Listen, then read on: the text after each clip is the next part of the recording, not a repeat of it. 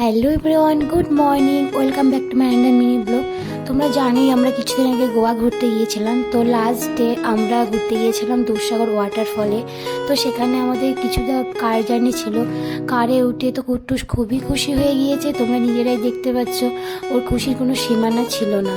তো আমারও বেশ ভালো লাগছিলো, তাই ভালো একটা ভিডিও নিয়ে নিই। তো কারে উঠে মনে হচ্ছিল আমরা কোনো নাগরদোলায় উঠেছি, এত ঝাঁকি দিচ্ছিল। এই ঝাঁকির মধ্যে কুট্টুস নিশ্চিন্তে ঘুমিয়ে গিয়েছে প্রায় 40 মিনিটের মতো। তো কার থেকে নেমে আমাদের 15 মিনিটের মতো হাঁটার পথ ছিল। আমরা কিন্তু সোশ্যাল মিডিয়া যখন দেখেছিলাম খুব ডিফিকাল্ট মনে হয়েছিল, কিন্তু এখানে আসার পরে দেখেছি অতটাও ডিফিকাল্ট ছিল না, খুবই ভালো লেগেছে। আর এখানে ছোটো ছোটো বাদরগুলো ছিল, ভয়ই লাগছিল যদি আমাদেরকে কিছু করে বসে, কিন্তু কিছু করেনি।